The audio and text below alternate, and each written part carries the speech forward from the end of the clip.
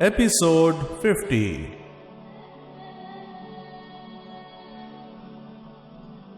پرپیچ راستے سے اس پہاڑ کے عقب میں پہنچنے کے بعد ان کے سامنے ایک طویل و عریض وادی تھی، اور اس وادی میں وہ چوکی تھی جہاں انہیں باقی راستہ طے کرنے کے لیے تازہ دم گھوڑے ملنے کی امید تھی۔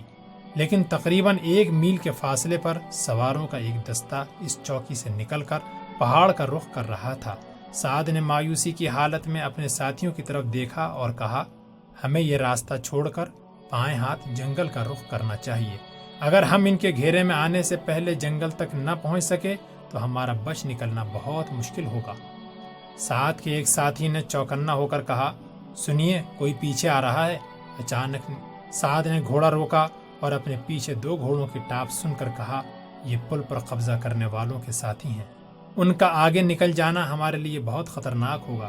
تم بائیں ہاتھ پہاڑ سے اتر کر جنگل کا رخ کرو، میں ان کا راستہ روکتا ہوں۔ سعد کے ساتھیوں نے کہا، آپ زخمی ہیں، ہم آپ کو پیچھے چھوڑ کر نہیں جا سکتے۔ سعد نے کہا، یہ میرا حکم ہے، میں اس لیے پیچھے رہنا چاہتا ہوں کہ میں زخمی ہوں۔ سعد کے ساتھیوں نے ایک خطرناک ڈھلان کی طرف باگیں موڑ لیں اور وہ پگڈنڈی سے ایک طرف ہٹ کر ایک جھاڑی کی آڑ میں کھڑا ہو گیا۔ جو ہی 2 سوار اس کی زد میں آئے، اس نے تیر چلا دیا۔ تیر اگلے سوار کے سینے میں لگا۔ پیچھے آنے والے سوار نے جلدی سے اپنے گھوڑے کی باگ موڑ کر بھاگنے کی کوشش کی، لیکن سعد کا دوسرا تیر اس کی کمر میں لگا اور وہ بھاگتے ہوئے گھوڑے سے گر پڑا۔ سعد نے اپنے گھوڑے سے اتر کر تلوار کی نوک سے پگڈنڈی پر ایک نشان بنایا اور پاس ہی ایک درخت کی شاخ کاٹ کر زمین پر رکھ دی اور دوبارہ اپنے گھوڑے پر سوار ہو گیا۔ کوئی 50 گز آگے جا کر اس نے ایک درخت کے تنے میں اپنا خنجر گاڑ دیا۔ اس کے بعد وہ چٹانوں اور درختوں کی آڑ لیتا ہوا پہاڑ سے نیچے اترنے لگا۔ ڈھلان اس قدر خطرناک تھی کہ گھوڑے کا ایک غلط قدم اسے تحت الثری تک پہنچا سکتا تھا۔ تھوڑی دور آگے یہ ڈھلوان کھٹ سے ملتی تھی، جس کا تدریجی نشیب وادی کے درمیان ایک خشک برساتی نالے پر جا کر ختم ہوتا تھا۔ سعد کے ساتھی کوئی 300 گز اس سے آگے تھے۔ کھٹ کے اونچے کناروں نے انہیں پہاڑ کی طرف آنے والے سواروں کی نگاہوں سے بچا رکھا تھا۔ تاہم سعد کو یہ خدشہ تھا کہ جو ہی کھٹ سے باہر نکل کر سامنے والے پہاڑ کے دامن میں گھنے جنگل کا رخ کریں گے، پہاڑ پر چڑھنے والے سوار یا ان کے وادی میں پھیلے ہوئے ساتھی انہیں دیکھ لیں گے۔ برساتی نالے سے باہر نکل کر سعد نے چاروں طرف دیکھا تو اس کا ایک ساتھی پوری رفتار کے ساتھ جنگل کا رخ کر رہا تھا، لیکن دوسرے کی رفتار بتدریج کم تھی۔ اس کے ساتھ ہی اسے دائیں ہاتھ کوئی نصف میل کے فاصلے پر 8 سوار ان کا تعاقب کرتے ہوئے دکھائی دیے۔ سعد نے جلدی سے اپنا گھوڑا ایک ٹیلے کی آڑ میں کر لیا۔ جب سوار ٹیلے کے قریب پہنچے تو اس نے تیر چلائے اور آخری 2 سواروں کو موت کی گھاٹ اتارنے کے بعد گھوڑے کو ایڑ لگا دی۔ بھاگتے ہوئے گھوڑے پر سے اس نے 2 تیر اور چلائے اور ایک اور کو مار گرایا۔ اتنی دیر میں 2 سواروں نے گھوڑوں کی باگیں موڑ کر سعد پر حملہ کر دیا۔ سعد نے ان میں سے ایک کو تیر مار کر زخمی کیا اور پھر جلدی سے گھوڑے کو ایک چکر دے کر دوسرے کے مقابلے میں تلوار نکال لی۔ جب حملہ آور نے سامنے آ کر نیزہ مارا تو سعد نے اچانک ایک طرف جھک کر اپنے گھوڑے کو ایڑ لگائی اور تلوار کا سیدھا وار کیا۔ حملہ آور کا نیزہ سعد کی پسلی کو چھوتا ہوا نکل گیا اور سعد کی تلوار اس کے پیٹ کے پار ہو گئی۔ اس سوار کا دوسرا ساتھی جو سعد کے تیر سے زخمی ہوا تھا، تھوڑی دور جا کر اپنے گھوڑے سے اتر پڑا اور کمان میں تیر چڑھا کر پتھروں اور جھاڑیوں کی آڑ میں رینگتا ہوا سعد کی طرف بڑھنے لگا۔ باقی 3 سوار جو سعد کے ساتھیوں کا تعاقب میں کچھ دور جا چکے تھے واپس مڑے اور سعد نے اچانک نیام میں تلوار ڈال کر دوبارہ اپنی کمان سنبھال لی۔ سعد کا ایک ساتھی جنگل کے قریب پہنچ چکا تھا، لیکن دوسرے نے جب اپنا تعاقب کرنے والوں کو مڑ کر سعد کی طرف متوجہ ہوتے دیکھا تو اپنا ارادہ بدل دیا اور گھوڑے کی باگ موڑ لی۔ سعد پر حملہ کرنے والوں کی توجہ اپنی طرف مبذور کرنے کے لیے اس نے یکے بعد دیگر 3 تیر چلائے۔ ایک سوار زخمی ہو کر دوبارہ اس کی طرف مڑا، لیکن بربر سوار کے ہاتھ میں تیر اور کمان خطرناک سمجھتے ہوئے وہ ایک طرف بھاگ نکلا۔ باقی 2 سوار تیزی سے گھوڑا بھگاتے ہوئے سعد سے کوئی 30 قدم کے فاصلے پر پہنچے تو اس نے ایک تیر چھوڑ دیا۔ سعد کا یہ تیر بھی نشانے پر لگا۔ دوسرے سوار نے اچانک اپنا گھوڑا روکا، لیکن جب اس نے بربر کو قریب آتے دیکھا تو ایک طرف بھاگ نکلا۔ سعد نے بربر کو آواز دی، صدیق تمہارے ساتھی کہاں ہیں؟ صدیق نے گھوڑا بھگا کر قریب آتے ہوئے کہا، وہ نکل گیا ہے، آپ اس کی فکر نہ کریں، انشاءاللہ وہ پہنچ جائے گا، ادھر دیکھیے وہ آ رہے ہیں۔ سعد نے پیچھے مڑ کر پہاڑ کی طرف دیکھا، قریب 40-50 سوار تیزی سے نیچے اتر کر ان کی طرف آ رہے تھے۔ سعد نے جلدی سے گھوڑے کی باگ موڑ لی، لیکن اچانک قریب ہی ایک پتھر کی آڑ سے ایک سنسناتا ہوا تیر آیا اور سعد کی کمر میں پیوست ہو گیا۔ بربر گھوڑا بھگا کر جھاڑی کی طرف بڑھا، تیر انداز نے پتھر کی آڑ سے ایک اور تیر چلایا، لیکن بربر نے اچانک سر جھکا کر اپنے آپ کو بچا لیا۔ تیر انداز پتھر کی آڑ سے نکل کر ایک خالی گھوڑے کی طرف بھاگا، لیکن بربر نے تیر مارا اور وہ منہ کے بل گر پڑا۔ بربر دوبارہ سعد کے ساتھ جا ملا اور دونوں جنگل کا رخ کرنے لگے۔ ان کے گھوڑے تھکاوٹ سے نڈھال ہو چکے تھے اور ہر لحظہ تعاقب کرنے والے سواروں کی نئی ٹولی ان کے قریب پہنچ رہی تھی۔ تھوڑی دیر بعد جب وہ جنگل میں داخل ہو رہے تھے، سعد کے گھوڑے نے گر کر دم توڑ دیا۔ بربری نے اپنے گھوڑا روکا اور نیچے کود کر سعد کی طرف بڑھا۔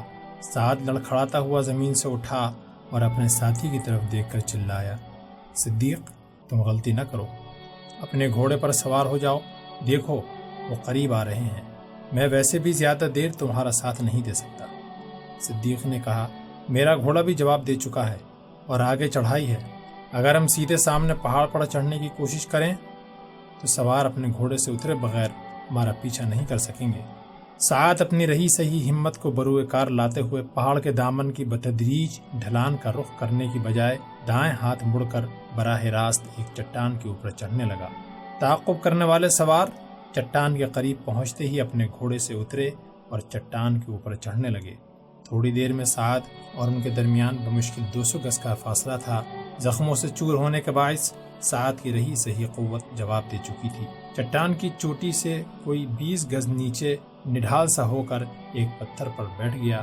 یہ دیکھ کر اس کا ایک ساتھی جو چند قدم آگے نکل چکا تھا واپس مڑا اور اس کا بازو پکڑ کر اٹھانے کی کوشش کرتے ہوئے چلایا، اس چٹان کی چوٹی پر ہم اپنا آخری مورچہ بنا سکتے ہیں، ہمارے ترکش ابھی تک تیروں سے بھرے ہوئے ہیں، آپ ہمت نہ ہاریں۔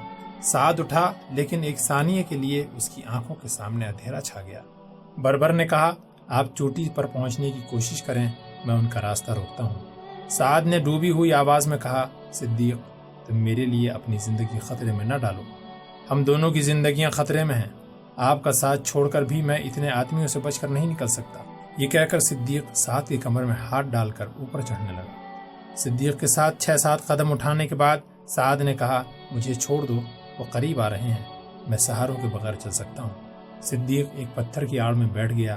چوٹی کے قریب آخری چند گز کا فاصلہ نہایت دشوار گزار تھا۔ سعد نے کمان گلے میں ڈال لی اور اپنے پاؤں اور ہاتھ سے کام لیتا ہوا اوپر چڑھنے لگا۔ چوٹی پر پہنچ کر اس پر پھر ایک بار تھوڑی دیر کے لیے بے ہوشی طاری ہو گئی اور وہ منہ کے بل لیٹ گیا۔ اتنی دیر میں چند آدمی صدیق کے قریب پہنچ چکے تھے۔ صدیق نے پتھر کی آڑ سے یکے بعد دیگرے چند تیر چلائے۔ 3 آدمی زخمی ہو کر گر پڑے۔ ایک چٹان کے نشیب سے لڑکتا ہوا کئی گز نیچے چلا گیا، باقی دہشت زدہ ہو کر جھاڑیوں اور پتھروں کے پیچھے چھپ گئے۔ صدیق پتھر کی آڑ سے نکل کر تیر کے ساتھ اوپر چڑھنے لگا۔ تعاقب کرنے والوں میں سے ایک آدمی بلند آواز میں چلایا، اگر اب تم میں سے کوئی پیچھے ہٹا تو میں اسے موت کی گھاٹ اتار دوں گا۔ چند آدمی تیر برساتے ہوئے دوبارہ چٹان پر چڑھنے لگے، لیکن اتنی دیر میں صدیق چوٹی پر پہنچ چکا تھا۔ آپ کیسے ہیں؟ صدیق نے سعد کے قریب ایک پتھر کی آڑ میں بیٹھ کر ایک تیر چلاتے ہوئے سوال کیا۔ سعد نے اپنی کمان گلے سے اتارتے ہوئے جواب دیا، میں ٹھیک ہوں۔ 8-10 آدمی چیختے چلاتے چوٹی پر پہنچنے کی کوشش کر رہے تھے۔ سعد اور اس کے ساتھی نے یکے بعد دیگرے چند تیر چلائے اور ان میں سے 5 کو ڈھیڑ کر دیا۔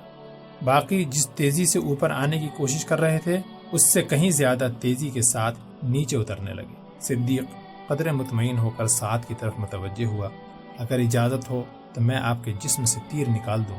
نہیں، یہ بہت گہرا جا چکا ہے، میں اسے نکالنے کی کوشش کر چکا ہوں۔ صدیق نے کہا، منافق ہمیشہ بزدل ہوتے ہیں، دیکھیے اب وہ پیچھے ہٹ رہے ہیں، اگر ہم تھوڑی دیر ان کا مقابلہ کر سکیں تو شاید قلعے کے آدمی اس طرف آ نکلیں۔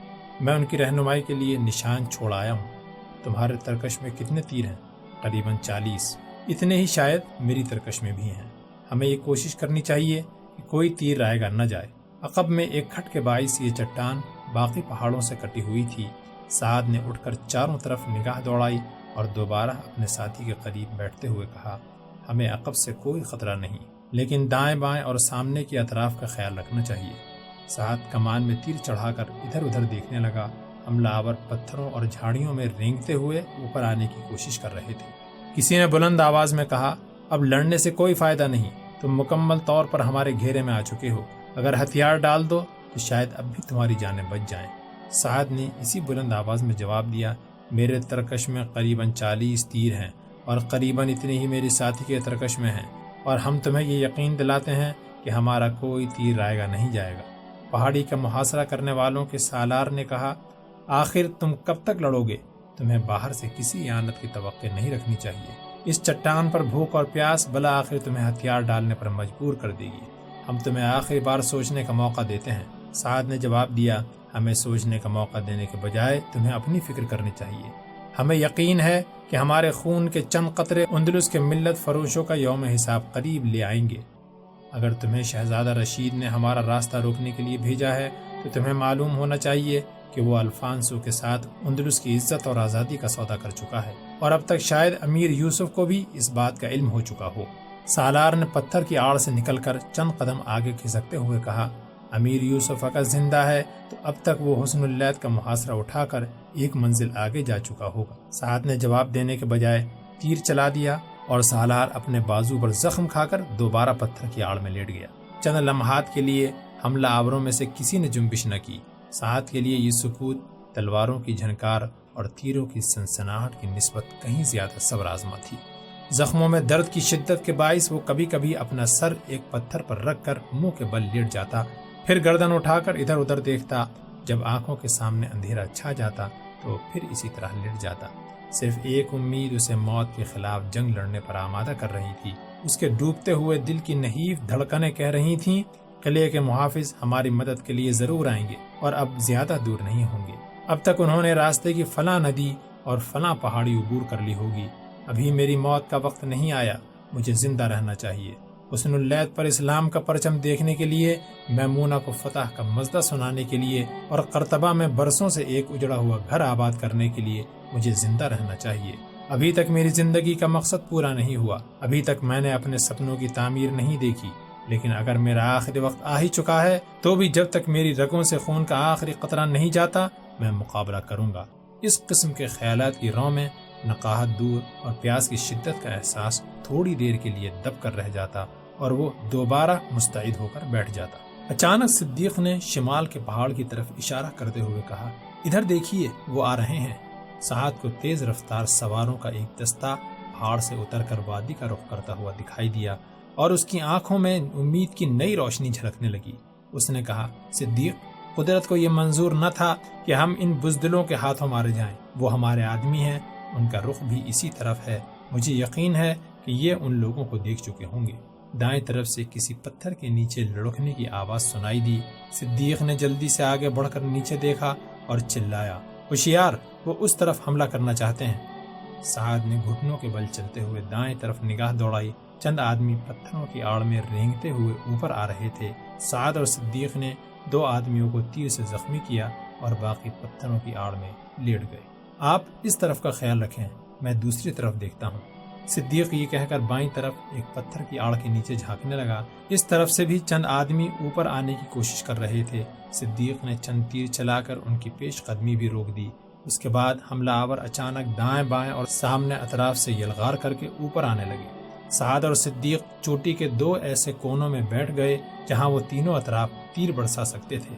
سعد تیر چلاتے چلاتے کبھی کبھی وادی کی طرف دیکھ لیتا اور سواروں کے دستے کو قریب آتے دیکھ کر اس کا حوصلہ تازہ ہو جاتا۔ حملہ آور چوٹی سے چند گز نیچے پھر ایک بار رک گئے۔ دائیں طرف سے اچانک 7 آدمی پتھروں کی آڑ سے نمودار ہوئے اور انہوں نے چوٹی سے دھاوا بول دیا۔ سعد نے ان میں سے 2 کو گرا دیا، لیکن 3 چوٹی پر پہنچ گئے۔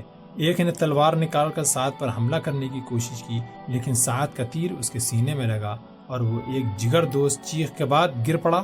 صدیق نے کمان پھینک کر تلوار نکالی اور اس کے پیچھے آنے والے 2 آدمیوں پر حملہ کر دیا۔ اس نے پہلی ہی ضرب میں ایک آدمی کو گرا لیا اور دوسرے پر ٹوٹ پڑا۔ اتنی دیر میں سامنے سے 2 آدمی چوٹی پر پہنچ گئے۔ سعد نے اٹھ کر تلوار کے ساتھ ان پر حملہ کر دیا اور ڈھکیلتا ہوا چٹان کے کونے تک لے آیا۔ اس کی تلوار ایک آدمی کے کندھے پر لگی اور وہ چٹان سے نیچے گر پڑا۔ دوسرے نے سعد پر وار کیا اور اس کی تلوار سعد کے بائیں بازو پر زخم لگاتی ہوئی نیچے پھسل گئی۔ اس کے ساتھ ہی سعد کو چکر آیا اور وہ لڑکھڑاتا ہوا چند قدم پیچھے ہٹ کر ایک پتھر پر گر پڑا۔ حملہ آور نے دوسرا وار کرنے کی کوشش کی، لیکن اس عرصے میں صدیق اپنے مد مقابل کو موت کی گھاٹ اتار کر اس کی طرف متوجہ ہو چکا تھا۔ وہ بجلی کسی تیزی کے ساتھ آگے بڑھا اور اس نے بے ہوشی کی حالت میں پڑے ہوئے سعد پر حملہ کرنے والے دشمن کا وار اپنی تلوار پر روک لیا۔ چند بار ان دونوں کی تلواریں آپس میں ٹکرائیں، بالآخر صدیق نے ایک سیدھا وار کیا اور اس کی تلوار دشمن کے سینے میں اتر گئی۔ باقی حملہ آور اوپر آنے کے بجائے شور مچاتے ہوئے نیچے اتر رہے تھے۔ کوئی بلند آواز میں چلا رہا تھا، بربری آ گئے، بھاگو بھاگو۔